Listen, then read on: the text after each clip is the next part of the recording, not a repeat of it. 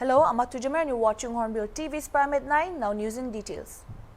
A top military official on Sunday informed that no rollback of the Agnipath recruitment scheme would take place, adding that it is a progressive step towards national security.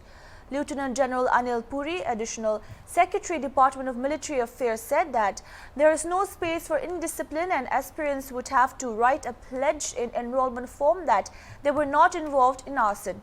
Police verification will be done and if FIR is lodged, they simply cannot join, he added.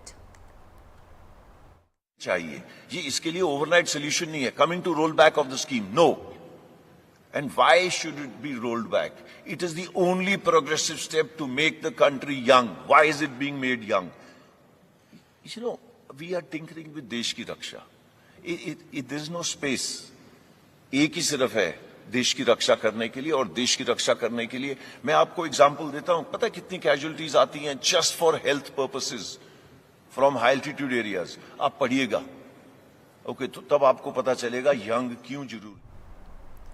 Thousands of army aspirants are staging protests at different parts of the country against this scheme.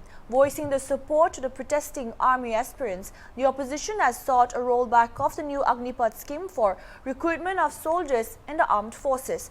Unveiling the scheme on Tuesday, the government has said youngsters between the age of 17 and a half and 21 years would be inducted for a 4-year tenure, while 25% of the recruits will be retained for regular service. It is being projected by the government as a major overhaul of the decades-old selection process to enhance the youthful profile of the three services.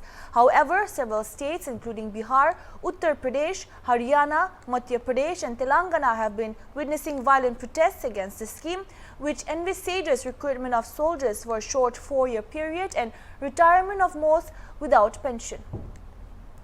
Born in Nagaland, Miss Bhutan 2022, a proud lesbian to represent country at Miss Universe pageant. In a major shift in paradigm for Bhutan, which is generally considered as a traditional and conservative country, will send a lesbian to the Miss Universe 2022 pageant. 23-year-old Tashi Choden Tombal was crowned Miss Bhutan 2022 and is now all set to represent the country at Miss Universe 2022. Choden is confident and proud of her sexual orientation. Tashi Choden was born in Nagaland to a Bhutanese mother and a Tibetan Kampa father. She was raised in Nagaland till the age of 3. The young lady did not let adversity affect her and backed a modeling assignment at the age of 15, and there was no looking back for her after her first stint as a model. After doing numerous modeling assignments, winning a handful of beauty pageants and starring in some Bhutanese movies, she participated in the Miss Bhutan contest and won it. Her participation in Miss Universe 2022 is news in itself. Her sexual orientation has garnered a lot of interest amongst Bhutanese people. All of Northeast India is likely to see heavy rains for the next 48 hours, according to the IMD statement. The Indian Meteorological Department has forecast light to moderate rainfall over Arunachal, Assam and Meghalaya. However, some isolated places of Meghalaya may witness heavy rainfall and thunderstorms. Nagaland, Manipur, Mizoram and Tripura may witness heavy rainfall with lightning and thunderstorms. IMD have asked people to avoid venturing out in flooded areas and also not to stay in low-lying and landslide-prone areas. However, there is no red, orange or yellow alert issued by the department yet. In Assam, 63 people have died due to floods as on June 19, while in Meghalaya the number stands at 28. Like most of the villages in Nagaland have its unique history, the Singpur village of Kipfiri district under Long Marcha block, which was recently declared as Heritage Village, has a history to tell. One of the most magnanimous charms of the village is its salt springs, which has been passed down from generation to generation.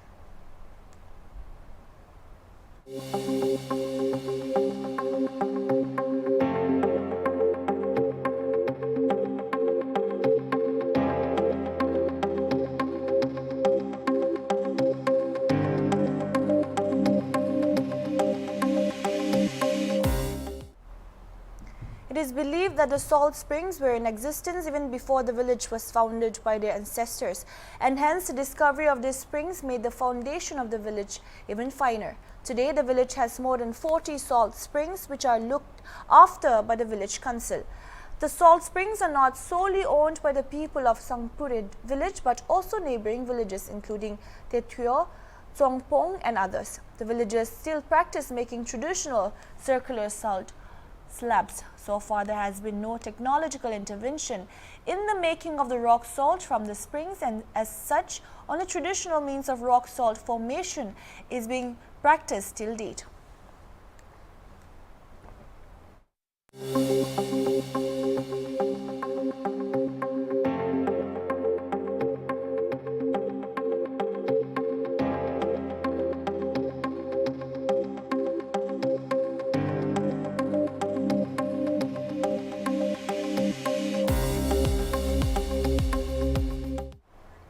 It is believed that the salt water drawn from the springs have medicinal purposes and serve as remedies for sore throat, fever, flu, diarrhea and others. Yes, you saw it right. PM Modi picking up litter at the newly opened Pragati Maidan tunnel. Modi has always been very enthusiastic for the cleanliness. First Prime Minister of the country who inspired the whole nation by launching Swachh Bharat Abhiyan. And now you can see what PM Modi says he does. He is the visionary who actually leads by example, setting a new benchmark. Prime Minister Modi was seen picking up litter at the newly inaugurated Pragati Maidan Integrated Transit Corridor Project Tunnel in New Delhi on Sunday.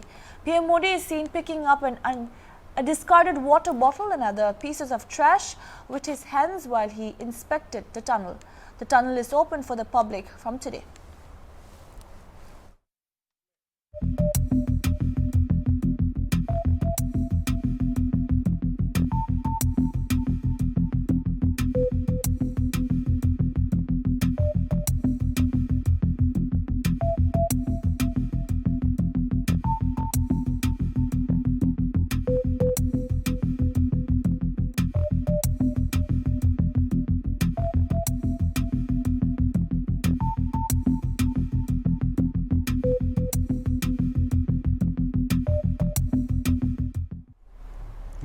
Prime Minister Narendra Modi, during the launch of the ITPO tunnel, targeted Congress on the pretext of Pragati Maidan corridor and said that Pragati Maidan, which was built decades ago to showcase Indian tradition, did not have much progress.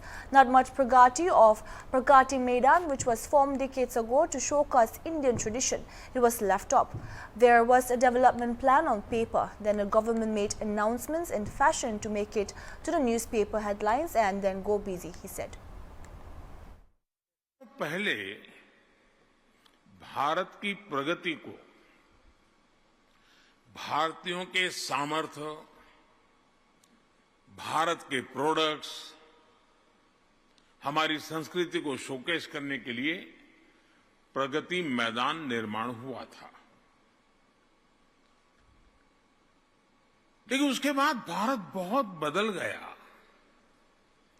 Bharat का सामर्थ्य बदल गया।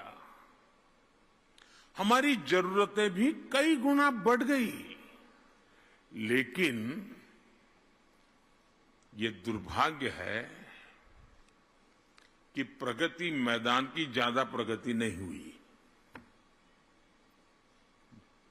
वरना इस प्रगति मैदान की सबसे पहले प्रगति होनी चाहिए थी, वही छूट गया।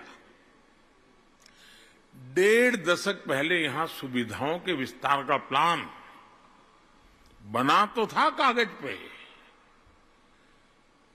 और एक फैशन तो होती है, घोषणा करो, कागज पे दिखा दो, दिया जला दो, फीता काट दो, अखबारों में हेडलाइन ले लो और आप अपने काम पर, मैं मेरे काम पर, यही चलता रहा। देश की राजधानी में विश्व स्तरीय कार्यक्रमों के लिए स्टेट ऑफ द आर्ट सुविधाएं हो, एग्जीबिशन हॉल हो, और इसको ध्यान में रखते हुए आज देश के कई हिस्सों में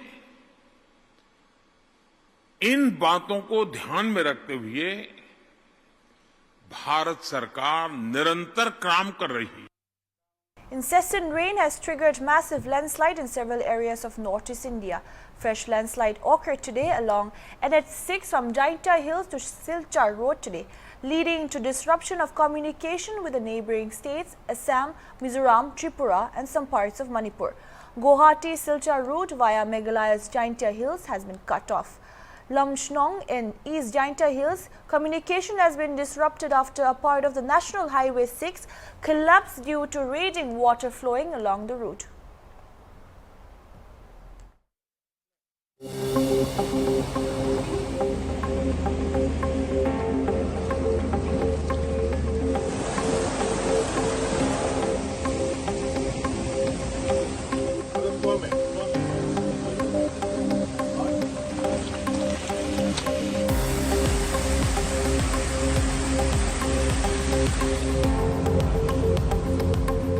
Right now at Lumshnong, about 1 kilometer from Lumshnong, where the landslide has taken place, and all the officials, including our Honorable Home Minister and the other officials, are here from the administration, from PWD, as well as from National Highway Authority of India.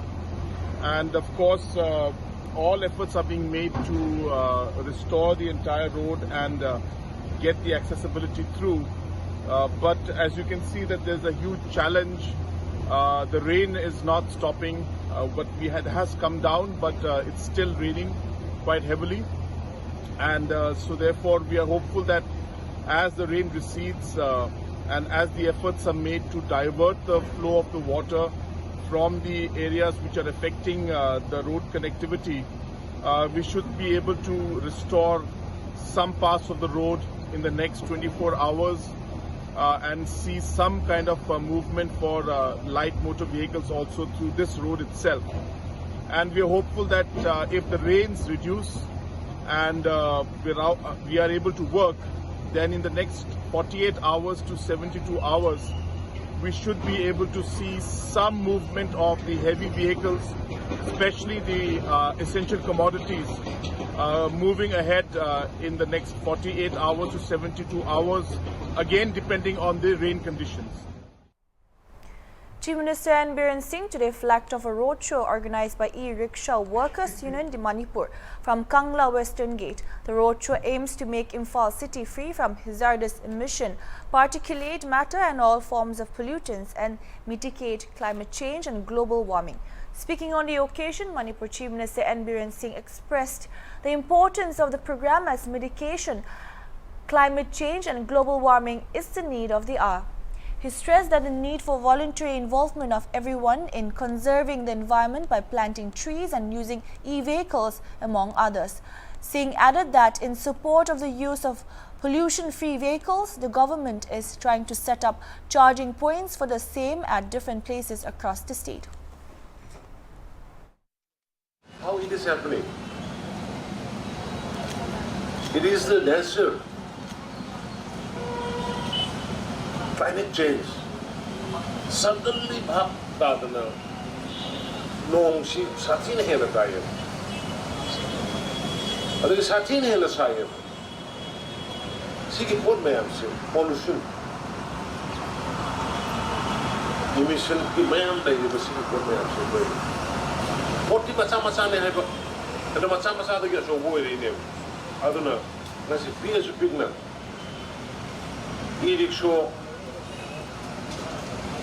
Samsani no so buda nasi ekoi luxury sigi public mayam the message mo ekoi reasoning e maram de lai global warming se masi control tong na bagi da bakta kali rakar lai ekoi isa na mang da thar ga thok rakar isa na. Municipal Administration, Housing and Urban Development Minister Y. Kim Chand stated that though the economic condition of the state has improved, the youth are still facing unemployment problems. Kim Chand stated that starting of e-rickshaw service would not only help in controlling pollution but also provides employment for living. He assured that the state government would provide every possible support to the e-rickshaw workers. State की economic growth pagalagasu unemployment problem isidi koina solve tawada wada chaliba matamsida e-rickshaw mayam ama koi pollution free oina thauraga sagi sala ibasida koi honorable chief minister so encourage tawbidi I should encourage tawjari. The Andhra Pradesh police have detained the alleged mastermind of Friday's violence at Singpur railway station in Telangana over the Agnipath recruitment scheme. Ex-army man Avula Subba Rao is allegedly the mastermind behind the violence, when several trains were set on fire by the protesters, while one person was killed when police opened fire to disperse the mob, officials said. He reportedly created WhatsApp groups to mobilize the mob and played a key role in arson and vandalism in Singpur. Rao is from Prakasam district in Andhra Pradesh and has been running a training academy for army aspirants that has branches in Nazarabad, Hyderabad and at least 7 other places for the past few years.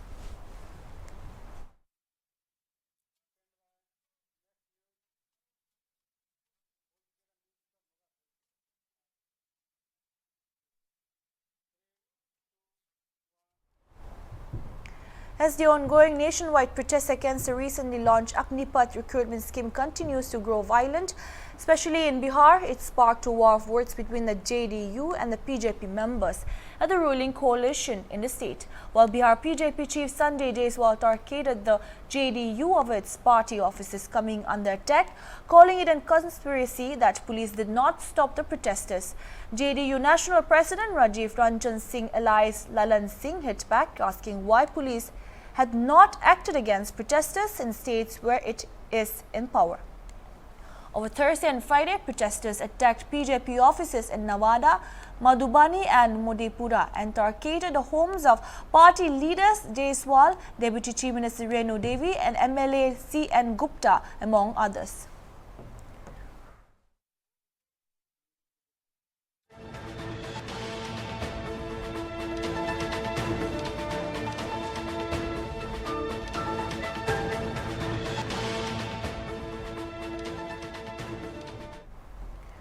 Islamic State Khorasan province, an affiliate of the terror outfit Islamic State, has officially claimed the responsibility for the attack of Unda Gurudwara in Afghanistan's capital, Kabul. Terrorists stormed Gurudwara Karte Paravan in Kabul's Baki Bala neighborhood early Saturday morning, killing 2 persons, including a Sikh, and injuring 7 others.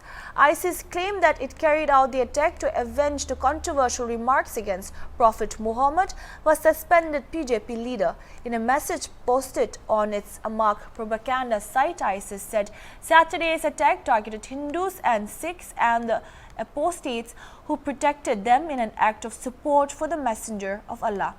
The group said one of its fighters penetrated a temple for Hindu and Sikh polytheists in Kabul after killing its guard and opened fire on the pagans inside with his machine gun and hand grenades.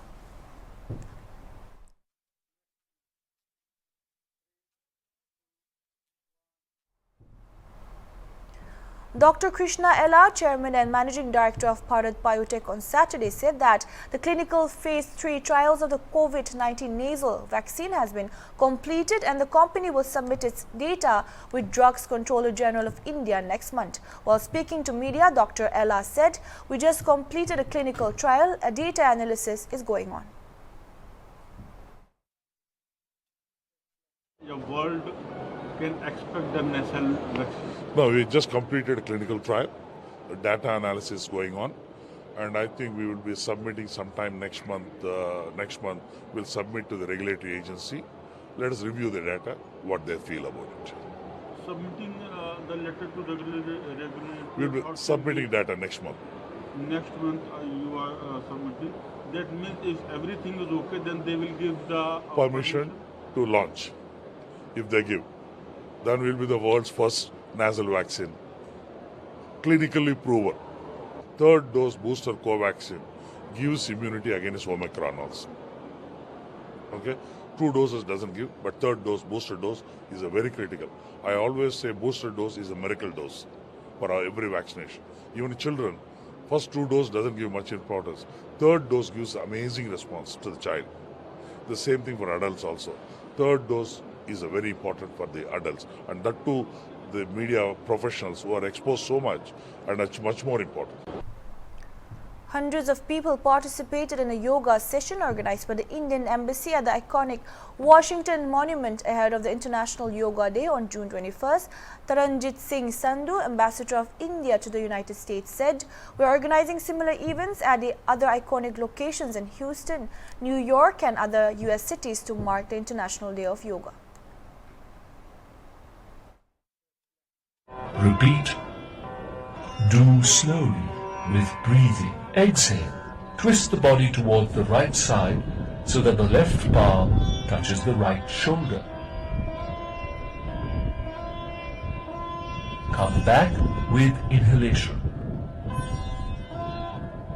Now, come back with inhalation. Relax in standing posture. Knee movements. Avoid this in case suffering from acute arthritis. Inhale and straighten the body. Exhale while bringing down the hands. Interlock the fingers and turn the wrist outwards.